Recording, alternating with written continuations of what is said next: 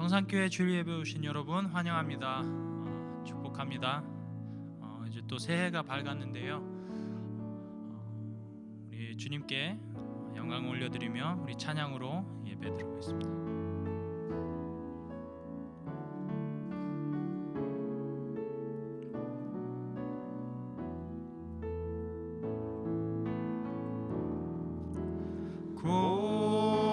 고개 들어 주를 맞이해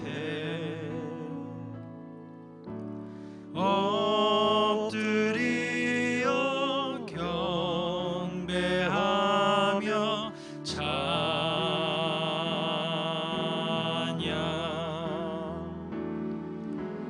왕의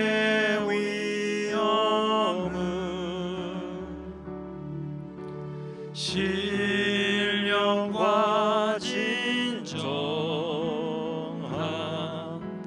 찬양으로 영광 돌려 만왕의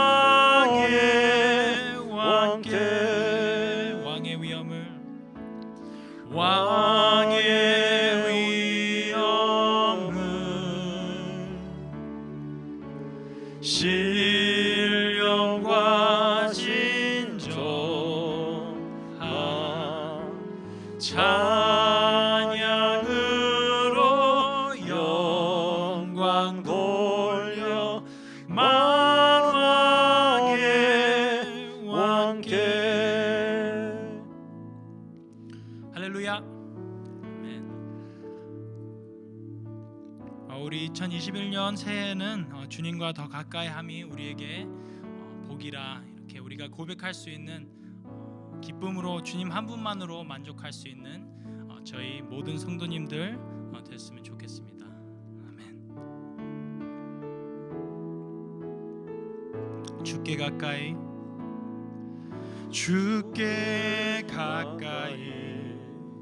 날 이끄소서.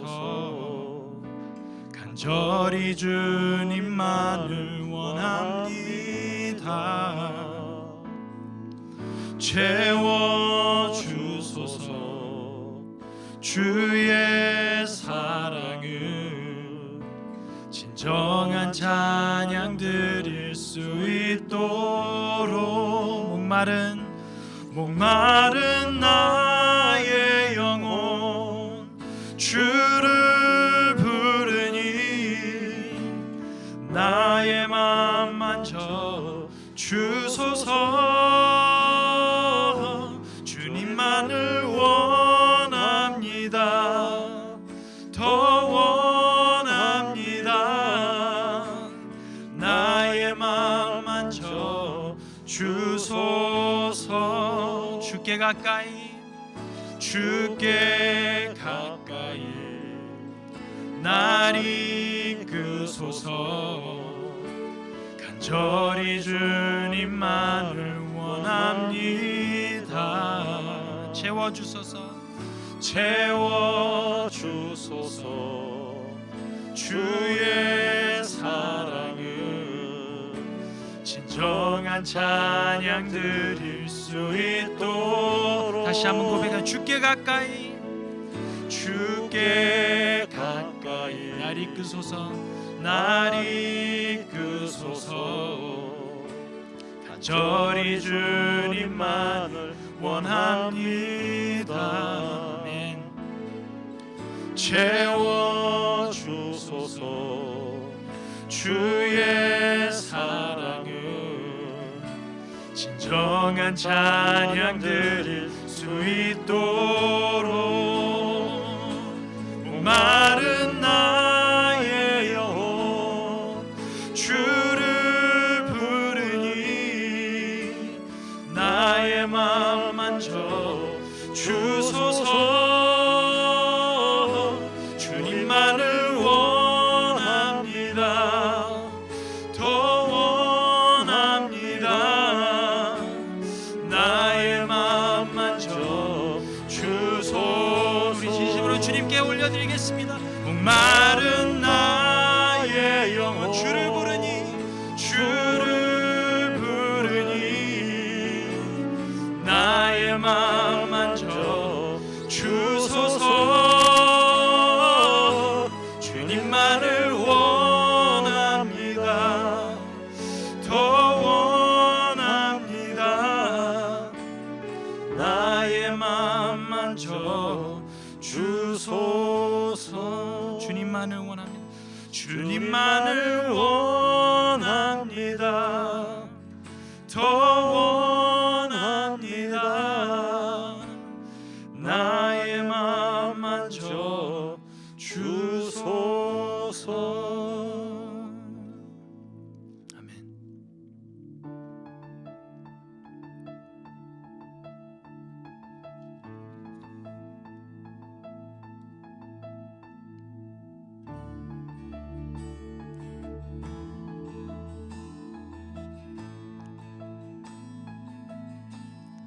시작됐네 우리 주님의 능력이 나의 삶을 다스리고 새롭게 하네. 자유하네 자유하네. 죄와 사망으로부터 나의 삶은 변하고나 충만하네. 다시 한번 고백하시는 시작됐네. 시작됐네. 우리 주님의 능력이 우리 주님의 능력이 나의 삶을 다스리고 새롭게 하네. 자유하네 자유하네. 죄와 사망으로부터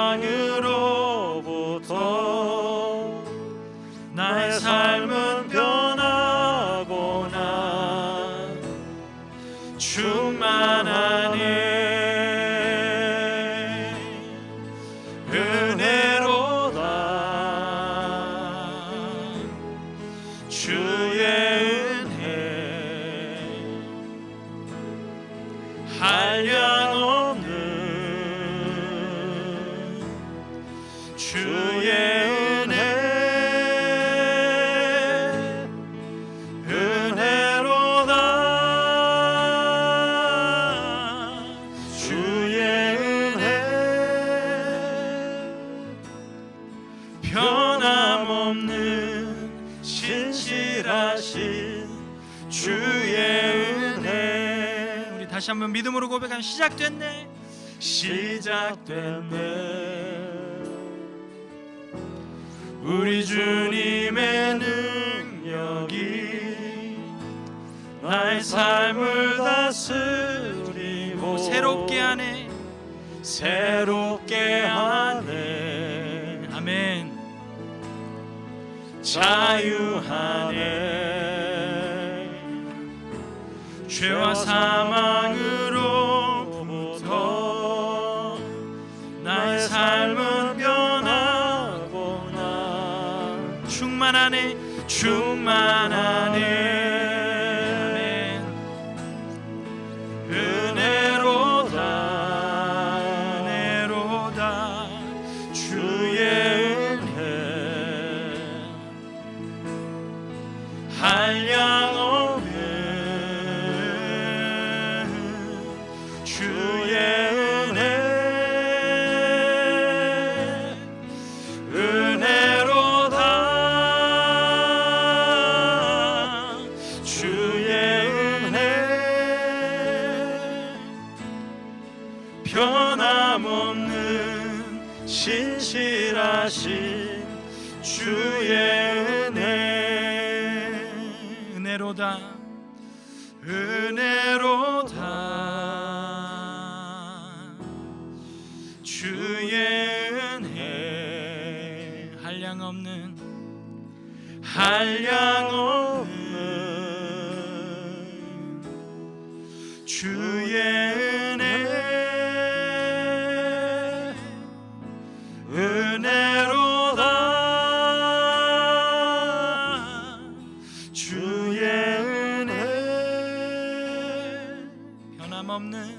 변함없는 신실하신 주의 은혜. 마지막으로 변함없는 신실하신 주의 은혜. 아멘. 우리 시간 저희를 대표하여서 성령래 장로님 나오셔서 기도하시겠습니다. 사랑과 은혜가 풍성하신 아버지 하나님 감사드립니다. 참으로 어려운 상황 속에서도 우리를 사랑하심으로 2021년 신년에도 변함없이 주를 찬양하고 예배드리게 하시니 감사드립니다. 지금까지 코로나 바이러스로부터 저희 성산 공동체를 보호하여 주시고 밝고 희망찬 새해를 맞이하게 하시니 또한 감사드립니다.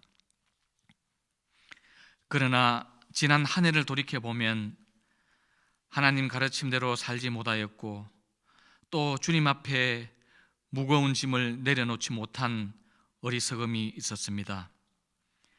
우리들의 믿음을 긍휼히 여기심으로 우리의 약함을 용서하여 주시옵소서. 이제껏 누려왔던 일상들이 얼마나 감사했던가를 깨닫는 한 해였습니다. 저희들은 절망의 나락으로 떨어지고 난 뒤에야 지나온 삶에 대한 감사함을 깨닫는 어리석음이 있었습니다. 다시는 이 어리석음을 되풀이하지 않도록 늘 주님에 대한 감사함을 잊지 않게 하여 주시고 범사에 감사하며 살아가는 지혜를 간구합니다. 행복한 사람은 있는 것에 감사하고 불행한 사람은 없는 것을 찾으려 한다고 했습니다. 지금 현재 우리에게 주어진 모든 것이 감사요 행복임을 깨닫는 지혜로운 성산교회 성도들 되게 하여 주시옵소서.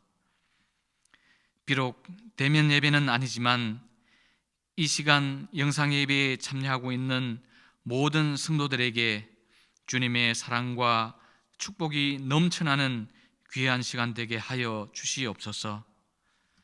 또한 주님, 간절히 원하기는 이 어려운 시기에 각 선교지에서 주님 맡기신 사명을 잘 감당하고 있는 모든 선교사님들을 위해 기도하오니 그들에게 영육의 강건함을 주시고 어떠한 어려움도 잘 이겨나갈 수 있도록 눈동자와 같이 지켜주시며 그 길에 주님 동행하여 주시옵소서.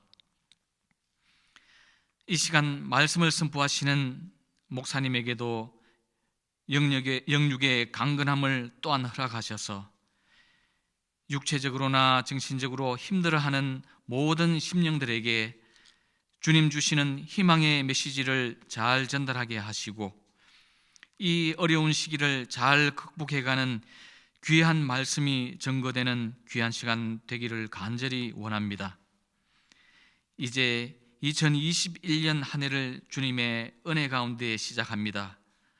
늘 그래왔듯이 2021년 한 해도 주님 동행하시는 삶을 살아가는 복된 성산교회의 성도들 되게 하여 주시옵소서.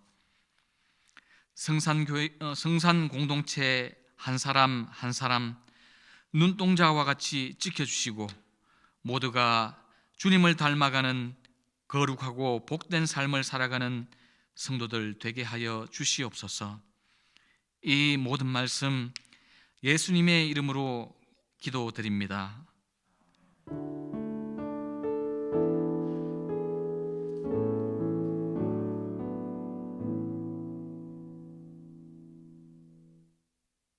하나님의 말씀 신약성경 갈라디아서 5장 16절에서 26절까지의 말씀입니다. 제가 봉독하도록 하겠습니다. 내가 이르노니 너희는 성령을 따라 행하라. 그리하면 육체의 욕심을 이루지 아니하리라. 육체의 소욕은 성령을 거스리고 성령은 육체를 거스리나니 이 둘이 서로 대적하므로 너희가 원하는 것을 하지 못하게 하려 함이니라. 너희가 만일 성령의 인도하시는 바가 되면 율법 아래에 있지 아니하리라.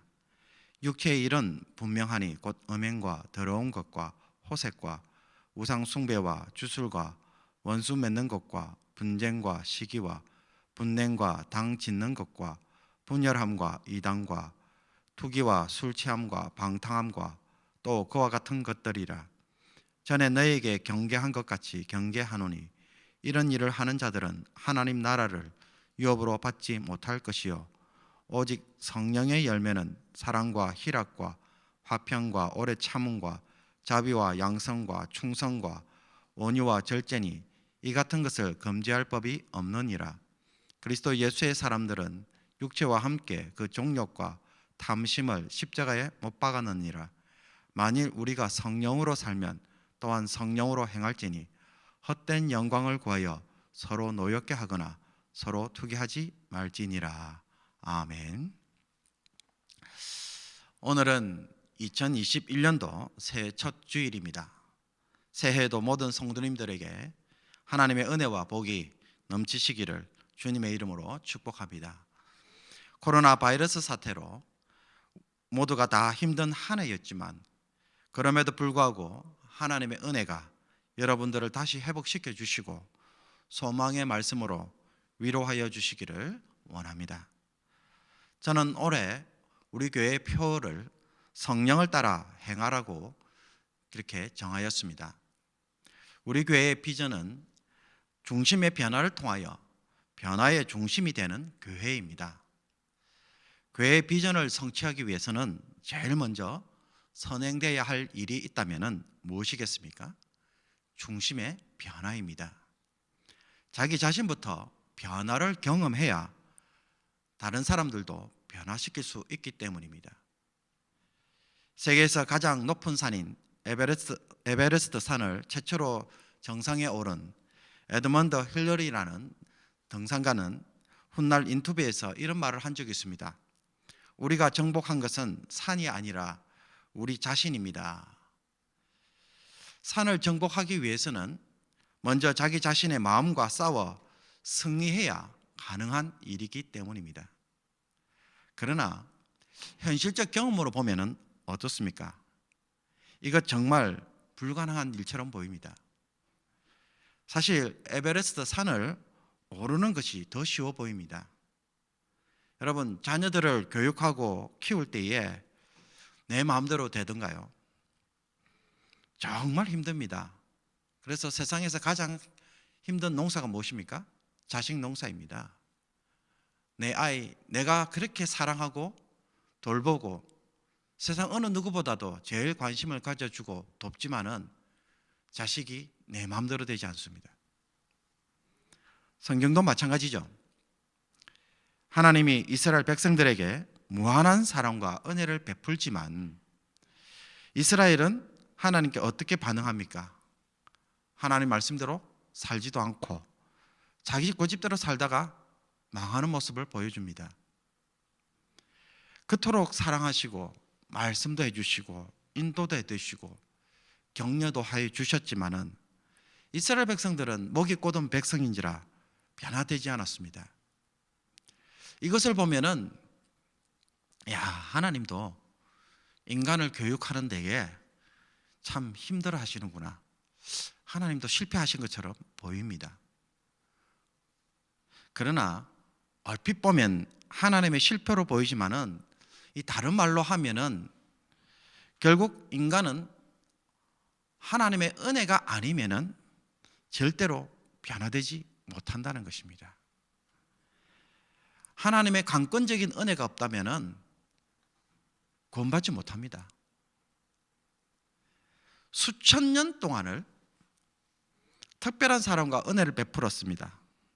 수천 년을 기다려주고 인류가 하나님 앞에서 돌아오도록 노력하였습니다. 근데 그 결과가 무엇입니까? 인간은 자기 죄로 망할 수밖에 없다는 결론만 계속 내려주었다는 것입니다. 내일 지구의 종말이 와도 우리는 하나님 앞에서 사실 할 말이 없습니다. 그러므로 내가 변화된다는 이 말은 정말 가능한 이야기입니까? 저 사람의 성품이 언젠가는 변화될 거야. 여러분 정말 믿으십니까? 우리들 대부분은 불가능하다고 생각합니다. 지금도 곰곰이 마음속으로 한번 생각해 보십시오. 우리 집에 있는 저 아이가, 저 동생이, 저 누나가, 저 언니가 변화될 거야. 가능하다고 생각하십니까? 아마 우리들은 불가능하다고 대답할 것입니다. 그런데 만약 그 사람이 변화된다면 어떻게 될까요? 놀라운 이야기가 될 것입니다. 어우, 저 인간이 변화되었어. 유수감이야. 그죠? 사람들에게 간증하고 자랑할 만한 이야기가 분명 될 것입니다. 수많은 사람들에게 문제투성이의 이 사회에게 변화가 될 수 있고 변화시킬 수 있다고 한다면 이것은 새로운 희망의 메시지가 될 것입니다. 이런 점에서 교회는 세상을 도전할 만한 분명한 메시지와 능력을 가지고 있습니다. 변화의 비밀을 우리는 가지고 있기 때문입니다. 그런데도 우리가 그런 변화를 경험하지 못하고 신앙생활을 한다면 어떻게 되겠습니까? 가지고도 누리지 못하는 너무나도 불쌍한 자들이 될 것입니다. 사도 바울은 로마서에서 예수 그리스도를 믿음으로 우리가 의롭다 하는 그 복음을 받았다고 전했습니다. 하지만 제7장에 와서는 사도 바울은 한 가지 고민을 우리에게 던집니다. 그것은 내가 원하는 바 선은 행하지 아니하고 도리어 원하지 아니하는 바 악을 행하는 도다라는 고백입니다. 하나님의 말씀대로 살려고 하는데 현실 경험은 육신에 속하여 제 아래에 팔려서 살아가는 모습이라는 것입니다. 만일 내가 원하지 아니하는 그것을 하면 이를 행하는 자는 내가 아니요 내 속에 거하는 죄니라. 그러므로 사도 바울에게 절박하게 요구되는 것이 무엇입니까? 어떻게 해야 내가 죄를 이길 수 있는가? 죄를 이길 수 있는 능력이 나에게 필요하다는 것이었습니다. 여러분, 그것이 무엇일까요? 로마서 8장에서 그 답을 사도 바울은 성령이라 그렇게 이야기합니다. 이는 그리스도 예수 안에 있는 생명의 성령의 법이 죄와 사망의 법에서 너를 해방하였음이라. 죄에서 해방하고 의롭게 된 자가 의롭게 되는 삶을 살려면 사도 바울은 8장 14절에서 우리에게 분명히 이야기합니다. 성령의 인도를 받는 삶으로 나아가야 한다는 것입니다. 무릇 하나님의 영으로 인도함을 받는 그들은 곧 하나님의 아들이라. 하나님의 아들로 사는 삶은 성령의 인도함을 받는 삶으로 정의하고 있는 것입니다. 이것이 참된 그리스도인의 삶인 것입니다. 그러므로 성령의 인도를 경험하는 삶은 옵션이 아닙니다.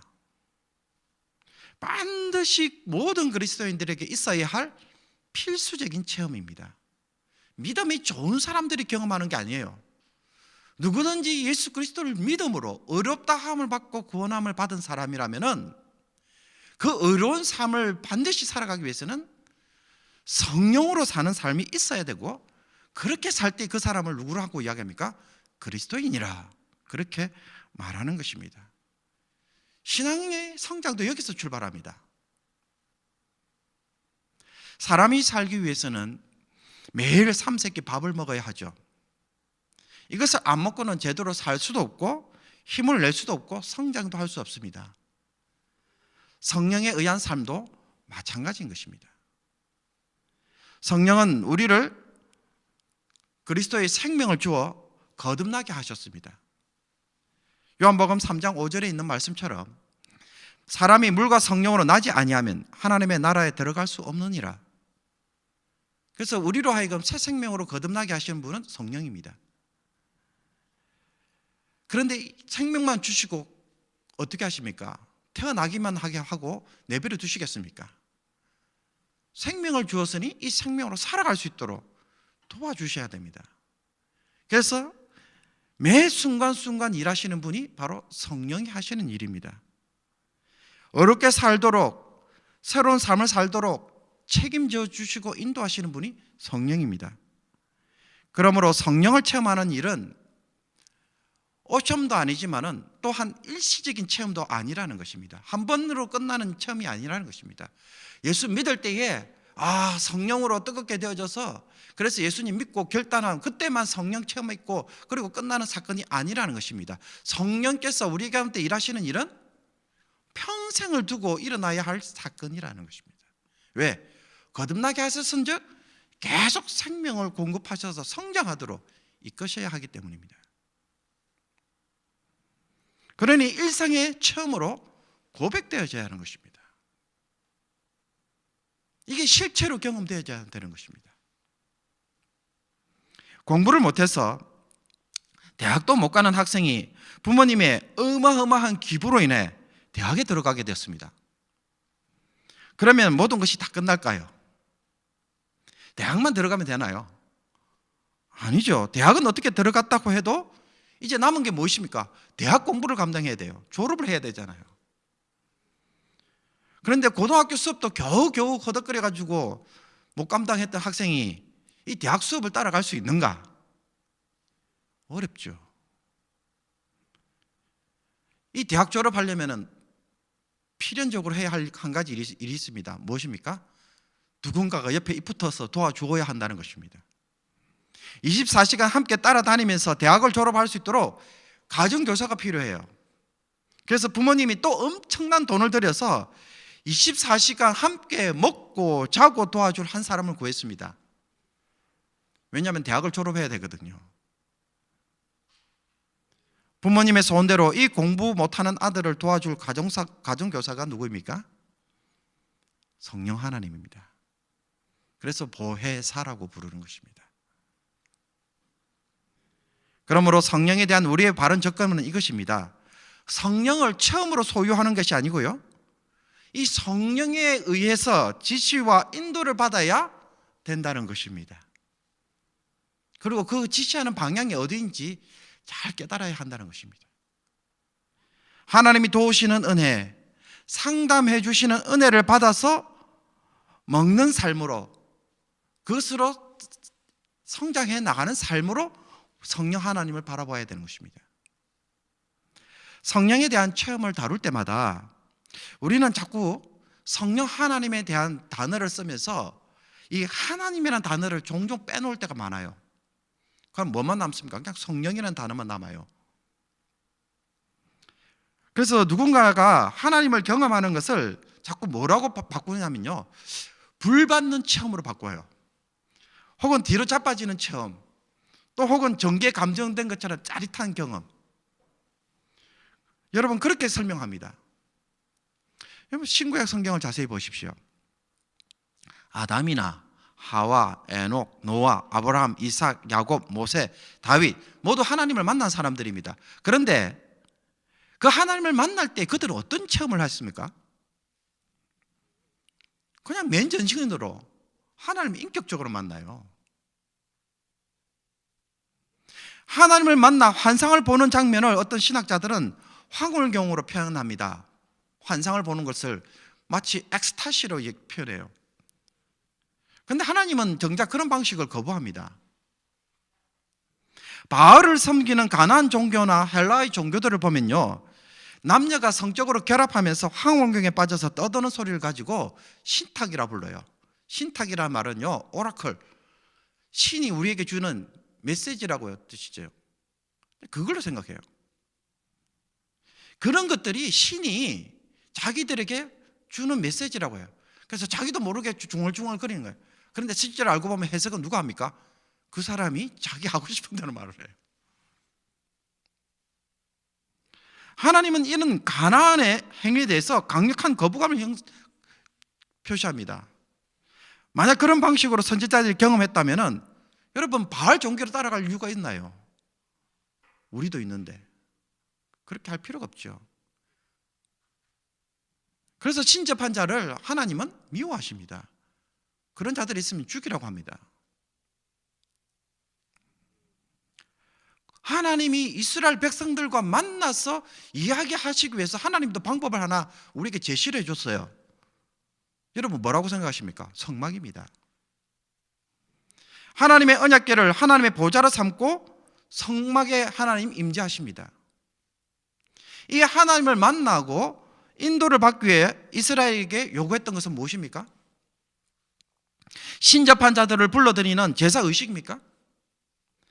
아니면 막 춤추고 불 지피고 막 떠들고 노는 것입니까? 황홀경이나 이상한 신비적 주술 행위를 막 벌리는 일을 하셨습니까? 아닙니다. 그런 것보다는 희생제사를 통하여 거룩해져서 나오도록 요구합니다. 히브리서 12장 14절에 있는 말씀처럼요, 모든 사람과 더불어 화평함과 거룩함을 따르라. 이것이 없이는 아무도 주를 보지 못하리라. 주님을 만나고 보려고 한다면 요구되는 것은 거룩함이었습니다. 황홀경이 아니에요. 이상한 주술 행위가 아니에요. 산에 올라가서 산기도 아니에요. 우리가 성부 하나님이든 성자 하나님이든 성령 하나님이든 하나님을 경험하는 길은요, 오직 거룩함이에요. 이 방식으로 하나님을 만날 수 있다고 이야기해요. 그래서 말씀을 많이 읽든 기도를 많이 하든 제일 중요한 건 뭐예요? 그렇게 해서 거룩해져야 된다는 이야기예요. 가나안 종교식으로 성령 하나님을 체험하는 방식은요, 이방인들이 하는 방식입니다. 하나님이 거부하는 방식이에요. 그래서 성령을 받아서 뿅 가고 나빠지는 거, 여러분 비성경적입니다. 그렇게 해서 하나님 만나는 거 잘못된 것입니다.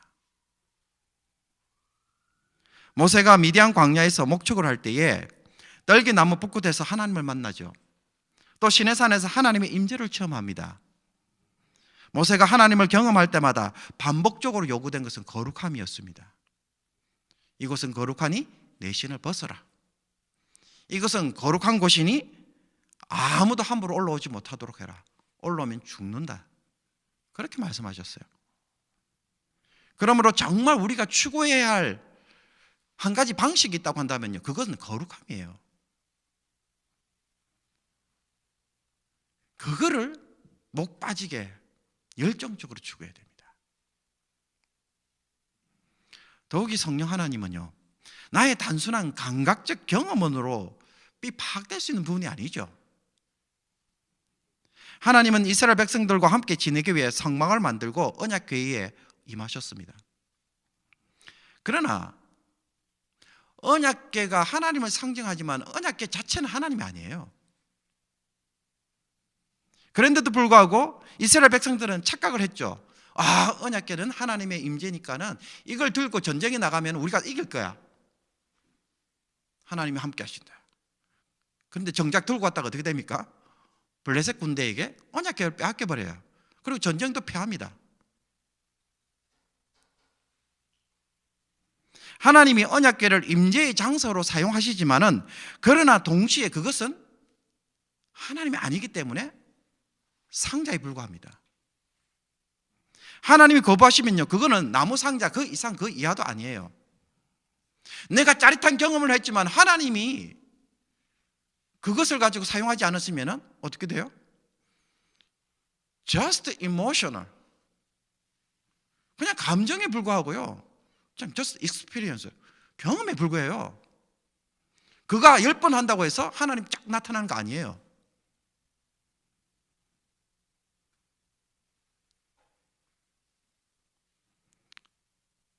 성령 하나님을 나의 감각적 경험으로 파악하려 하는 시도는요, 여러분 포기하는 것이 좋습니다.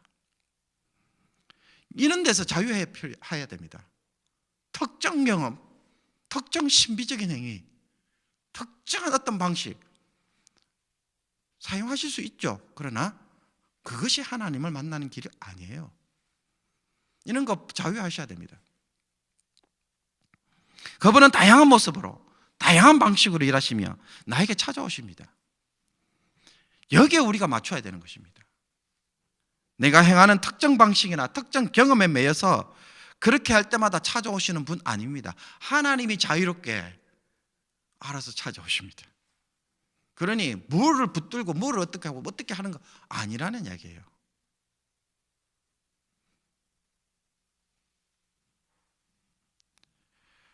그럼에도 불구하고 하나님을 경험할 수 있는 유일한 한 가지 방식이 있다고 한다면 앞서 말한 것처럼 거룩함입니다. 마음이 깨끗한 사람, 손이 깨끗한 사람, 그 사람은 하나님은 만나 주십니다. 이것이 정말 성령을 체험하기 위하여 필수적으로 필요한 지름길입니다. 오늘 우리가 읽은 본문 16절을 통해서 조금 더 깊이 들어가도록 하겠습니다. 우리가 성령 인도를 받기 위해서 정말 좀 실제적인 부분들을 오늘 좀 나눴으면 좋겠는데요. 16절을 보면요, 성령을 따라 행하라. 그리하면 육체의 욕심을 이루지 아니하리라고 말합니다. 성령이 우리 안에서 하시고자 하는 일이 무엇입니까?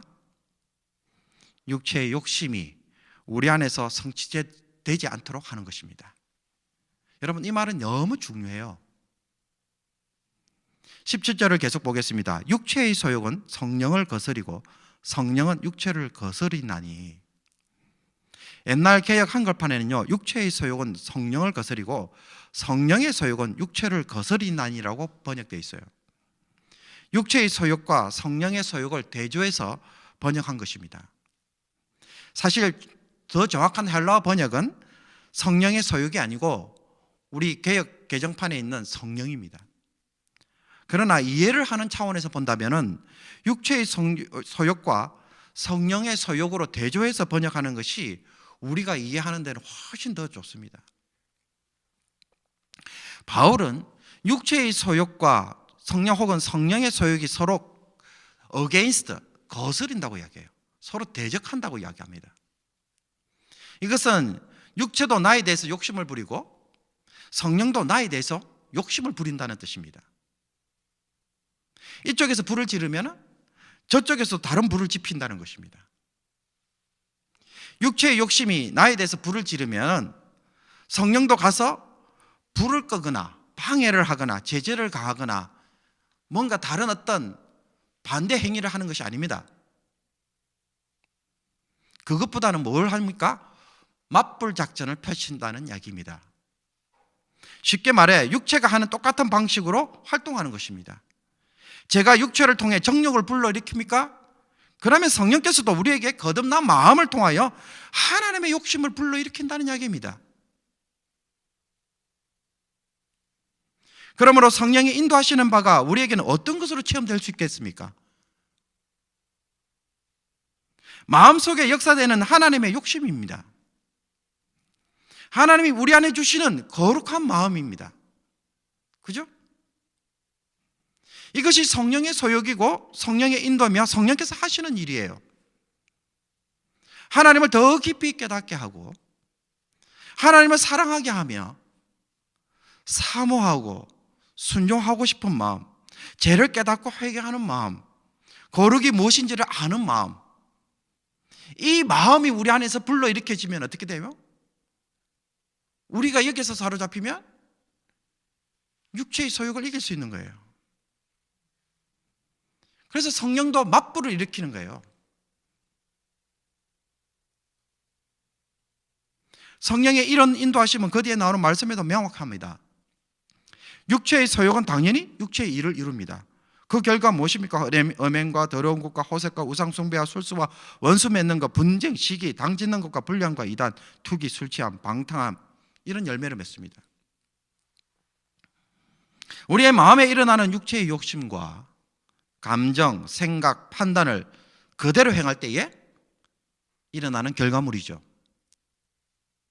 여기에 대해 우리가 장황하게 설명하지 않아도 우리 모두는 이걸 잘 알고 있습니다. 매일 우리가 이렇게 살아가고 있기 때문에 경험하는 바입니다. 여러분, 이것을 모르는 사람이 있습니까? 내가 어떻게 해서 죄라는 열매를 맺게 되는지 모르시는 분이 있으십니까? 다 알죠. 모르는 사람이 좀 이상하죠. 그 사람은 이 세상 사람이 아닙니다. 여러분, 이건 일상이고 체험이죠. 그렇다면 성령님도 어떻게 일하신다고요? 이와 같은 방식으로 일하십니다. 그래서 맞불 작전이라고 말씀드린 것입니다. 그런데도 우리는 성령의 인도가 무엇인지 모르고 있고 여전히 전과 같이 살아가고 있다. 이런 것이 어디 있습니까? 성령이 어떻게 나에게 역사하는지 나는 모르겠다고 말합니다. 이것이 말이 되는 이야기일까요? 정확하게 이야기한다면 분명 성령은 그렇게 하셨을 것입니다. 왜냐하면 여러분에게도 은혜 받을 때가 있었고, 여러분이 기도로 정말 하나님께 뜨겁게 이야기한 적이 있고, 뜨겁게 찬양한 적도 있었고, 열심히 하나님께 헌신한 적들이 있었을 것입니다. 그런데도 불구하고 우리는 그런 것들을 그냥 just happening으로 끝내버리거나 혹은 그런 것이 있을 때에 무시해버렸기 때문에 그냥 지나갔는지 모릅니다. 어떤 의미에서는 성령이 그렇게 일하시고 계시는데도 지속적으로 인격적으로 모독을 하고 무시했던 것은 아닌지 생각해 봐야 됩니다. 22절에 나오는 성령의 열매를 보십시오. 사랑과 희락과 화평과 오래 참음과 자비와 장성과 충성과 온유와 절제. 우리가 삶에서 이런 것을 열매로 맺으려고 한다면 어떻게 해야 합니까? 성령의 이야기를 떠나서 우리가 이런 열매를 맺으려면 어떻게 해야 돼요? 우리의 마음이 누구를 본받고 사모할 때 이루어지겠습니까? 예수 그리스도의 성품을 따라 살려고 하는 마음이 우리 안에 있을 때에 생겨나는 열매입니다. 그런 생각, 그런 열정, 그런 감정들을 내가 마음에 품고 있을 때에 내 안에서 이루어지는 변화들입니다. 그러므로 이런 것들을 누가 주십니까? 성령 하나님이 주신다는 것입니다. 이것이 성령이 인도하시는 바입니다. 그러므로 잘 생각해 보십시오. 이와 같은 성령의 열매, 그리스도의 성품을 담기 위해 성령 하나님이 내 안에서 일하신다면은 그분이 나에게 어떤 일을 하실지, 어떤 방식으로 내 안에서 역사하실지 감이 잡히십니까? 이 감을 잡아야 되는 것입니다. 나를 이런 식으로 나를 도와주시는구나. 나를 이런 식으로 인도하시는구나. 그런데 이걸 가지고 불을 내리거나 짜릿한 경험을 통해서 강압적인 그 어떤 신비적인 힘을 통해서 성령 하나님이 이 일을 성취하려고 하십니까? 웃기는 이야기가 되잖아요. 성령의 열매를 맺으려고 한다면 왜 자꾸 신비적인 힘을 가지고 전기 체험으로 여러분을 인도하시려고 할까요? 그렇게 가지고 될 일이 아니에요. 우리에게 무엇을 일으켜 주셔야 돼요?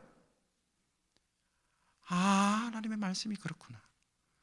말씀을 통해서 하나님 마음이 무엇인지를 깨닫게 되는 것. 말씀을 들으면서 그래 좀 더 기도하고 싶어요. 좀 더 찬양을 하고 영적으로 좀 더 하나님께 가까이 가고 싶은 그 마음을 주실 때 성령 하나님이 마음을 주시는 거예요. 그래서 거기에서 대해서 어떻게 해요? 무릎 꿇고 지금 기도하는 거예요. 지금 찬양하는 거예요. 그게 성령을 따라 행하는 것입니다.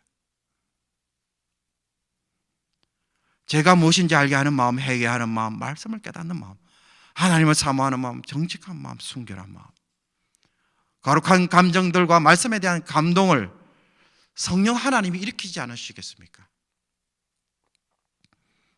성령께서 이런 것들을 불러일으키고 자극하고 도전하고 감동 주며 깨닫도록 하는 것이 여러분 바로 성령의 소유인 줄로 믿습니다. 이것을 무시하면 안 됩니다. 24절과 25절을 계속 보겠습니다.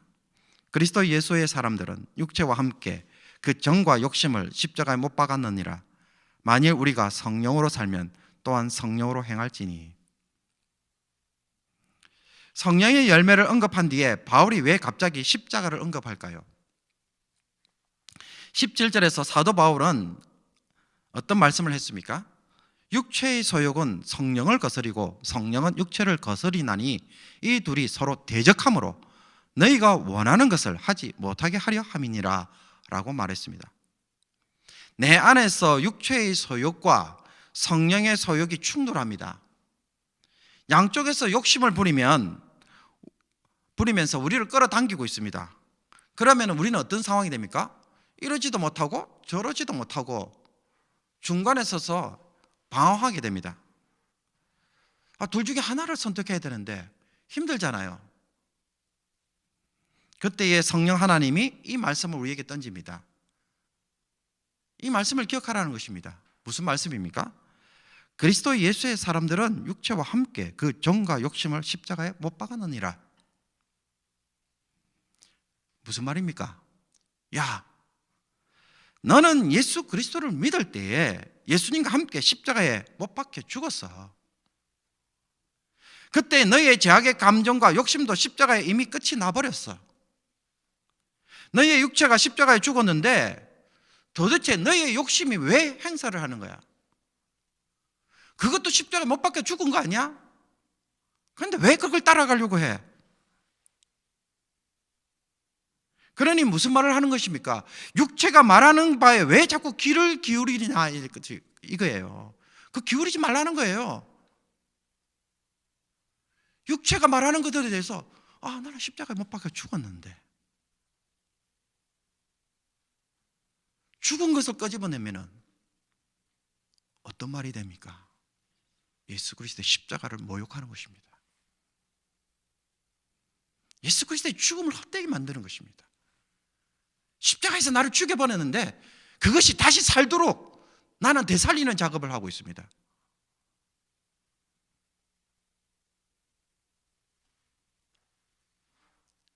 이게 얼마나 예수 그리스도 앞에서 모욕적인지 우리가 생각을 해봐야 됩니다. 거룩하게 사는 문제들에 대해서 우리가 너무 이렇게 하나님 은혜만 이야기해서요 아주 값싼 걸로 취급하는데, 그러나 다시 한번 생각해 보십시오. 예수 그리스도께서 십자가에서 못 박혀 죽인 것을 내가 다시 살려 보십시오.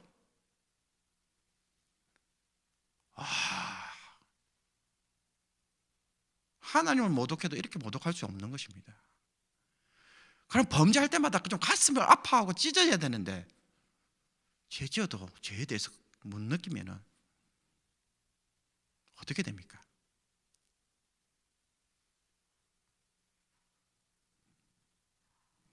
예수 그리스도의 의로 의롭게 된 자가 의롭게 살기 위해 성령이 우리 안에서 어떻게 인도하십니까? 어떤 형태로 일하시는지 여러분 그 실체를 경험하실 수 있겠습니까? 성령 하나님이 어떻게 일하시는지 눈앞에 이제 체험이 되십니까? 성령의 소욕은 우리의 정과 욕심이 십자가에 못 박혀 죽었다는 사실에 서도록 합니다. 더 이상 육체의 욕심이 불타오르지 못하도록 합니다. 더 이상 역사되지 못하도록 침묵시켜버립니다. 그리고 난 다음에 성령 하나님이 주시는 것은 하나님에 대한 마음입니다. 거룩한 성령이 행하시는 인도는 하나님의 욕심을 품도록 하는 것입니다. 영적 충동을 느끼며 영적 충동에 사로잡히도록 그것에 대하여 자극시키는 것입니다. 우리는 여기에 자극을 받아야 되고 여기에 습관이 되어야 됩니다. 그래서 여기에 길들여지는 것이 무엇입니까? 변화의 삶입니다. 여러분, 성령의 충동에, 육적인 충동에 사로잡히는 게 아니고요, 성령의 충동에 하나님 주시는 이 마음에 자꾸 자극을 받고 마음이 무너지고 눈물이 흐르고 하나씩 하나씩 더 깊이 깨달아져가지고 여기에 길들여질 때에 나도 모르게 뭐예요? 변화가 일어납니다. 그러므로 바른 성령 체험을 하려면은 여러분 어떤 단어로 바꿔야 되겠습니까? 항월경? 아닙니다. 그건 이방인들이 하는 것입니다. 마을 종교가 하는 것입니다. 성령이 하시는 일에 내가 초점을 맞추는 것으로 시작해야 합니다. 하나님을 경외하는 마음을 내 안에 품고 성령 하나님이 하시는 일에 내 마음이 집중되도록 준비되는 것입니다. 성령의 소욕에 내가 사로잡히지 않는다면 나는 여전히 육체의 소욕에 사로잡혀 살아가게 될 것입니다. 습관이 되어 있어서 나도 모르게 휩쓸려 가기 때문입니다. 그러므로 성령의 소욕에 사로잡히려면 우리는 의도적으로 집중해야 합니다. 내 마음을 거룩한 것으로 채우려고 좀 노력해야 돼요. 하나님의 말씀을 통해 하나님을 사모하는 훈련을 의도적으로 해줘야 돼요. 왜? 육체의 소욕에 길들여져 있기 때문에 이거를 뒤집으려면요, 나도 의도적으로 노력해야 돼요. 왜냐하면 나도 무의식적으로 넘어가기 때문에. 이런 것들로 내 마음을 퍼틀라이즈, 이거 비옥하게 만들어주지 않으면 안 되는 거예요. 성령에 의한 삶의 그 방식이 습관이 되질 때에 의식적으로 훈련을 해야 하는 것입니다. 성령에 의해 내 마음이 소유당할 때, 성령이 내 마음을 마음껏 주장하시게 될 때에 여러분, 우리는 변화될 수밖에 없습니다. 여러분, 내가 변화되고자 해서 변화되는 게 아니에요. 하나님이 나를 변화시킵니다. 그래야 변화가 되는 거예요. 이스라엘 역사가 보여주는 이야기가 바로 그거예요. 2000년, 3000년을 기다렸는데 안 변화되잖아요. 아담 때부터 지금까지 했는데 안 변했잖아요. 기다려주는데도. 여러분, 내가 변화시키는 것이 아니라 하나님 변화시켜 주셔야 돼요. 그래야 변화됩니다. 그리고 하나님 변화시켜야 진짜 변화되어야 할 부분이 변화되는 거예요. 내가 나를 변화시켰는데 하나님이 뭐라고 합니까? 그거 내가 원하는 변화가 아니야. 어떻게 하시겠어요? 헛수고잖아요. 하나님이 나를 변화시킬 때에 여러분, 우리는 다른 차원의 변화를 경험하는 것입니다. 세상이 말하는 변화와는 다른 변화를 경험하는 것입니다. 여러분, 이것이 그리스도인의 변화의 비밀입니다. 그러므로 다시 한번 기억했으면 좋겠습니다. 나를 변화시키는 분은 누구입니까? 하나님이십니다. 변화되기 위해서 나는 뭡니까? 거룩함을 사모해야 됩니다. 변화되기 위해서 나는 항홀경에 빠지는 것이 아니라, 특별한 영적인 체험을 사모할 것이 아니라, 성령이 내 안에 주시는 마음을 내가 잃어버리지 않는 것입니다. 그 마음을 붙잡는 것입니다. 그 마음을 따라 내가 순종하는 것입니다. 그러면은 성령께서 더 많이 나를 포제션, 소유하실 것입니다. 그 소유하는 범위가 넓어지고 10%, 20%, 30%, 90%, 100% 사로잡히면 어떻게 됩니까? 그것이 성령 충만입니다. 그때는요, 성령이 내 안에서 마음껏 일하십니다. 마음껏 성령이 일하시면 어떻게 됩니까? 성령의 역사가 일어나는 거잖아요. 여러분, 이것이 좀 사모되어진 바 되었으면 좋겠습니다. 이것은 평생을 두고 행해야 할 작업입니다. 한 번으로 끝나는 작업 아니에요. 저도 변화되어야 되고요, 여러분도 변화되어야 됩니다.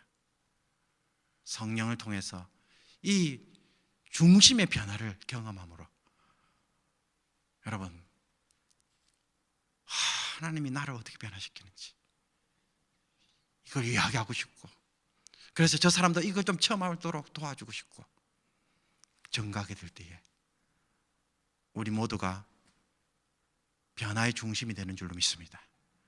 변화를 일으키는 교회가 되는 줄 믿습니다. 좀 이 비전을 성취할 수 있도록 성령 하나님, 나를 좀 제대로 좀 변화시켜 주시옵소서. 그렇게 기도하며 나가는 2021년도 새해가 되었으면 좋겠습니다. 기도하겠습니다. 새해를 맞이하면서 하나님, 우리 모든 성도들이 다시 한번 성령을 따라 행하라는 이 말씀을 절박한 마음으로, 다시 새 출발하는 마음으로, 하나님 이 일에 정말 이제는 어린아이가 아니라 성숙한 자들이 되며 체험하는 자들이 될 수 있도록 인도하여 주옵소서.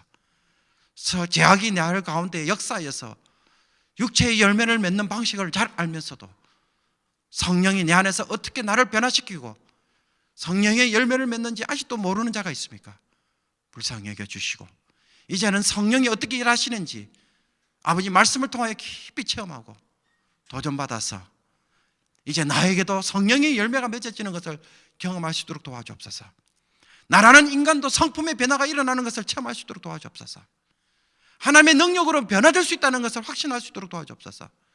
변화된 내 삶을 통하여 가정이 변화되어지고 관계가 변화되어지고 내 주변의 사람들에게 소망의 메시지를 던져줄 수가 있으며 이 세상에 하나님 나라로 변화될 수 있다는 그러한 비전까지 볼 수 있는 그러한 우리 성도들이 좀 될 수 있도록 도와주시옵소서.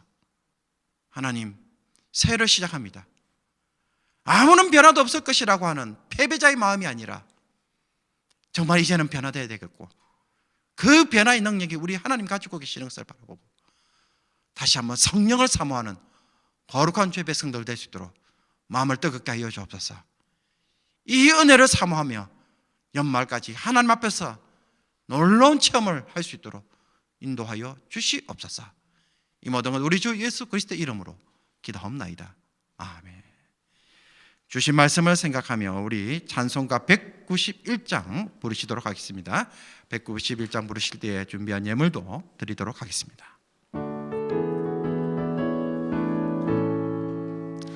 내가 매일 기쁘게 순리의 길 행함은 주의 팔이 나를 안보함이요 내가 주의 큰 복을 받는 참된 비결은 주의 영이 함께함이라 성령이 계시네 할렐루야 함께하시네 좁은 길을 걸으며 밤낮 기뻐하는 것 주의 영이 함께함이라 전에 죄에 빠져서 평안함이 없을 때 예수 십자가의 공로 힘입어 그 발 아래 엎드려 참된 평화 얻음은 주의 영이 함께함이라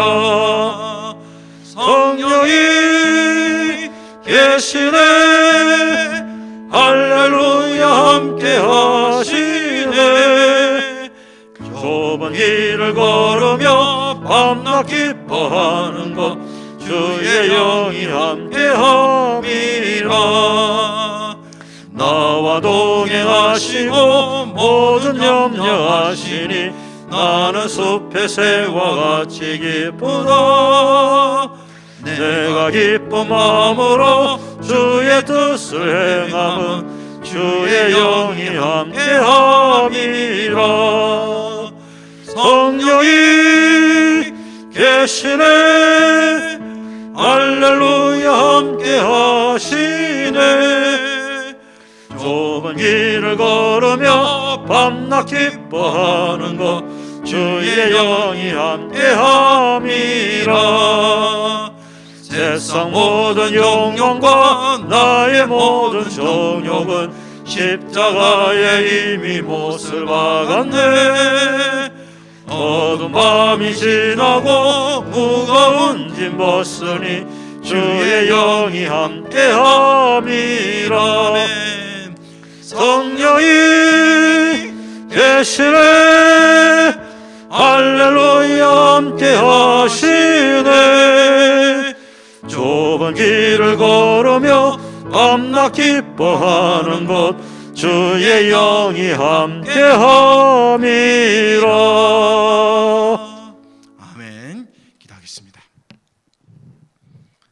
성령이 함께 하신다는 이 사실이 얼마나 즐겁고 기쁜 일이며 우리 하나님이 나와 함께 하셔서 죽을 때까지 성령의 능력으로 나를 변화시켜 그 하나님 나라를 유업으로 받을 수 있도록 인도하시고자 성령을 선물로 주신 것에 오늘도 감격하며 그 선물을 누릴 수 있는 귀한 주의 백성들 다 되게 하여 주시옵소서.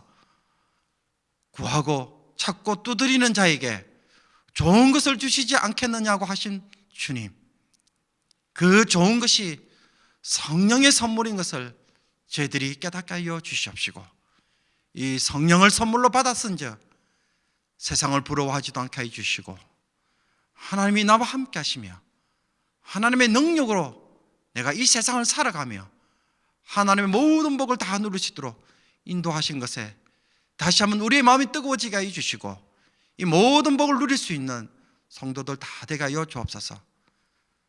물질 때문에, 직장 때문에, 때로는 여러 가지 인생의 문제 때문에 우리의 마음이 무너질 수밖에 없고 인간관계 갈등 때문에 우리의 마음은 쉬 흔들리고 자빠지며 그것 때문에 잠 못 이루는 일도 많지만은 그러나 하나님,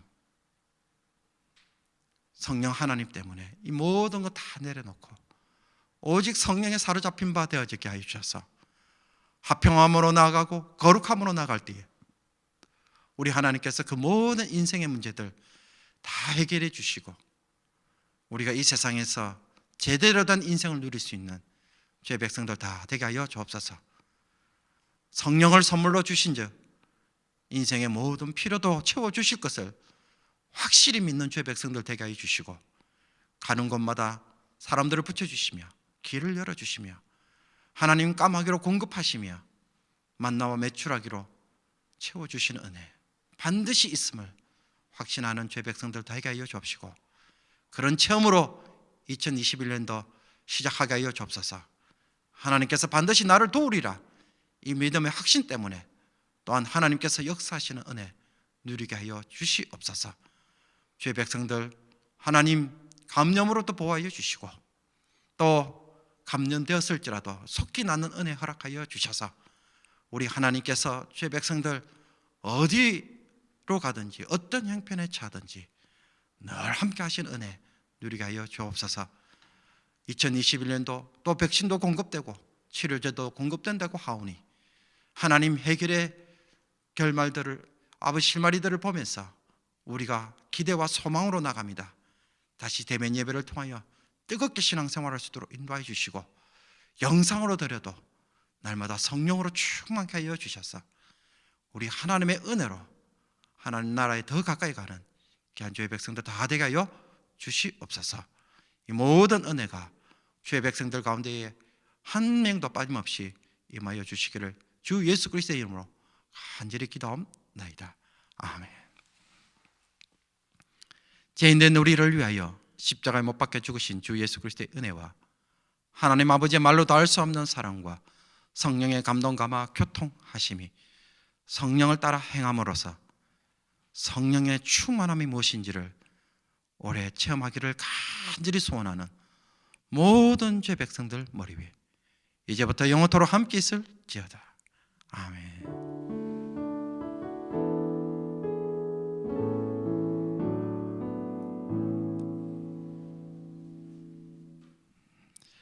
교회 광고도를 드리도록 하겠습니다. 2021년도 새해를 맞이하게 하신 하나님께 감사드리며 우리 모든 성도들에게 또 새해 복 많이 받으시고 무엇보다도 하늘에 속한 신령한 복을 누릴 수 있는 기한의 있기를 주님의 이름으로 축복합니다. 1월 셋째 주 17일 주일 오후 3시 반에 예결산 정기 제회를 가집니다. 재직되시는 분들은 줌을 통하여서 참여해 주시고 당일에 또 줌을 할 수 있도록 링크를 카톡에 올리도록 하겠습니다. 제가 지난번에 둘째 주라고 광고했는데요, 셋째 주입니다. 제가 잘못 알고 광고를 전했습니다. 1월 셋째 주에 예결산을 위한 정기 재직회 있음을 꼭 기억해 주시기 바랍니다. 그리고 새 달력이 더 필요하신 분들은 카톡방에 올려주시거나 혹은 교육자들이나 저에게 말씀해 주시면 갖다 드리도록 하겠습니다. 또 우리가 새 가족들도 드리기 때문에 많이는 드릴 수 없지만은 그러나 또 가게에도 걸어두시거나 또 이렇게 하실 수 있을 거라고 생각합니다. 그래서 여러분 필요하시면 말씀해 주시면 좋겠습니다. 그리고 교회 조직도 우리가 새해를 맞이해서 개편을 하게 되는데요, 저희들 당에서 그 전에 우리가 규칙을 세우기를 2년에 한 번씩 이 조직을 전체를 바꾸는 것으로 이렇게 기본적으로 규정을 잡았습니다. 그렇기 때문에 전체적인 조직은 일부 필요한 부분들을 수정하는 것 외에는 2020년도 조직과 비슷하게 진행될 것입니다. 그래서 여러분들 이 점 기억해 주시고, 또 일부 수정되거나 또 섬겨 주셔야 할 분들은 제가 또 개인적으로 전화를 드려서 여러분들 또 부탁을 하겠습니다. 여러분 거절하지 마시고, 또 주의 몸된 교회를 위하여 여러분 또 주님 섬기라고 여러분 또 이 교회 보내주신 줄 믿습니다. 그래서 여러분 잘 섬겨주시고, 또 여러분들이 편안한 중에 또 섬길 수 있는 분량들이 오니 여러분 기쁨으로 섬겨주시면 좋겠습니다. 그리고 자세한 조직들은, 또 확정된 조직들은 이를 마지막 주 교회 요람을 통하여 여러분들에게 나누도록 하겠습니다. 그래서 여러분들 그렇게 해주시고, 혹 여러분 가운데에 주소나 전화번호가 바뀌었다고 한다면은 카톡방에 혹은 저에게 여러분 알려주시면은 요람을 만들 때에 수정을 하도록 하겠습니다. 네, 그리고 또 우리 이윤미 사모님, 송영 목사님 사모님 되시는데요. 지난 12월 달에 왔는데 제가 광고를 한다는 게 계속 까먹어서 오늘 광고를 드립니다. 네, 여러분 또 입국하신 분들 계십니다. 여러분 또 아시고 서로 또 이야기도 해주시고 연락도 해주시면 좋겠습니다. 네, 새해 여러분 또 한 주간 믿음 안에서 승리하시는 복된 주간 되시기를 주님의 이름으로 축복합니다.